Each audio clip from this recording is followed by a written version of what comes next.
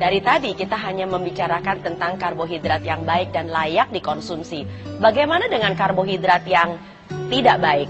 Sebetulnya istilah tidak baik itu masih terlalu kejam memang. Tetapi salah-salah kita sendiri yang masih mengkonsumsinya setiap hari. Gula adalah salah satu karbohidrat yang mempunyai nilai glycemic index tinggi yang semestinya sudah bukan hanya sekedar dibatasi, bahkan kalau saya nilai tidak perlu digunakan. Kenapa demikian? Karena kita sudah menggunakannya dengan cara yang terlalu berlebihan. Bukan hanya sekedar untuk membuat teh, membuat kopi, tapi juga untuk berbagai macam makanan yang kita bikin setiap hari di dapur. Bahkan namanya saja sayur asem, tapi gulanya selalu harus ada 1 sendok makan. Kacau bukan? Jadi hindari sedapat mungkin pemakaian gula. Yang kedua adalah yang sering juga kita gunakan secara berlebihan adalah penggunaan tepung putih. Tepung putih bukan hanya sekedar terigu, tetapi juga ada sagu, masih ada tepung jagung, masih ada tepung tapioka. Prinsip dari semua tepung yang mengalami proses produksi itu disebut sebagai hasil refinasi.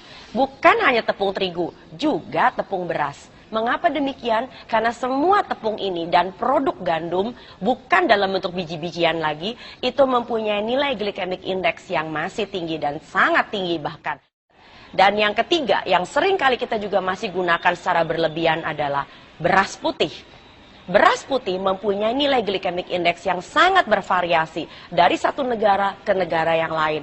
Bahkan beras yang pulen, wangi, kristal itu adalah beras yang sudah melalui begitu banyak proses produksi, di mana bukan hanya sekedar kulit arinya sudah hilang, tetapi juga lembaganya sudah diambil untuk menghindari pembusukan yang terlalu cepat, bahkan sudah diberi pengharum, diberi pemutih bahkan. Sedemikian rupa sehingga beras kita sudah jauh dari bentuk aslinya yang semula. Apabila Anda betul-betul masih menginginkan adanya beras, makanlah beras pecah kulit. Tidak hanya beras merah, tapi disebut sebagai beras pecah kulit. Beras pecah kulit itu adalah beras yang masih menggunakan proses penumbukan yang secara alami yang masih ada di kampung-kampung. Bukan melalui proses penggilingan dan proses refinasi. Dan yang keempat yang masih seringkali juga pakai secara berlebihan adalah penggunaan berlebihan umbi-umbian. Umbi-umbian di dalam kasus tertentu mempunyai nilai glycemic index yang tinggi, terutama apabila digunakan dengan cara-cara yang tidak benar. Misalnya, banyak orang diabetes memilih makan kentang rebus. Padahal kentang kalau direbus, nilai glycemic index-nya semakin meningkat. Apalagi orang Indonesia, kentangnya rebus, lalu kemudian kulitnya dibuang.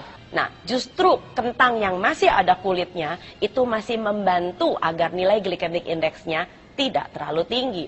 Dari tadi kita juga bicara soal nilai glycemic index tinggi yang mengganggu kesehatan manusia. Memang ada apa sih dengan nilai glycemic index yang tinggi? Makanan-makanan yang begitu mudah dicerna menjadi gula akan mengakibatkan gula darah Anda dan saya meledak dalam waktu yang sangat singkat, bahkan seringkali kurang dari 2 jam. Yang terjadi adalah badan kita mengeluarkan yang disebut sebagai hormon insulin. Hormon insulin mempunyai pekerjaan tekan gulanya, lalu kemudian di stok, disimpan. Nah, simpanan gula itu seringkali disimpan dalam bentuk yang disebut sebagai glikogen, entah itu di otot atau di dalam hati. Tapi jangan lupa, deposit di dalam otot dengan hati itu sangat kecil sekali. Jadi larinya kemana? Jaringan lemak lah ya. Nah, yang terjadi adalah kalau lemak Anda semakin lama semakin banyak. Jadi pekerjaan insulin adalah tekan gulanya, simpan jadi lemak. Tekan gulanya, simpan jadi lemak. Sudah tahu kan kenapa makan karbohidrat ujung-ujungnya juga jadi gemuk, walaupun non-fat. Nah, apa yang terjadi sekarang apabila insulin Anda sudah masuk ke dalam taraf yang mengerikan, terlalu tinggi? Yang pertama, risiko resistensi insulin akan terjadi, yaitu di mana insulin Anda sudah tidak mampu lagi untuk secara sensitif menekan kadar gula yang berlebih. Inilah awal kenapa seseorang mampu atau bisa menjadi penderita diabetes atau kencing manis tipe 2. Setiap kali terjadi peledakan insulin, maka diam-diam badan kita juga akan melakukan beberapa reaksi hormonal sesudahnya yang disebut dengan penyempitan pembuluh darah dengan segala macam akibatnya. Termasuk rasa kesemutan, pertanda bahwa tidak efisiennya, tidak sufficientnya aliran darah sampai dengan ke ujung-ujung jari Anda. Lalu penyempitan pembuluh darah bisa juga terjadi bukan hanya di ujung jari, tapi di seluruh pembuluh darah besar Anda. Itu saatnya ketika hipertensi sudah mulai di depan mata. Apabila pembuluh darah Anda sudah mulai menyempit, bukan hanya sekedar di pembuluh darah sepanjang badan, tapi juga sampai dengan pembuluh darah otak, maka segala macam risiko akan mulai muncul, dari stroke sampai pikun, sampai dengan pembicaraan yang kadang-kadang barangkali suka hilang atau melompat-lompat. Nah, yang lebih parah lagi kalau penyempitan pembuluh darah Anda terjadi di pembuluh darah jantung. Wah, itu udah gak ada ceritanya lagi.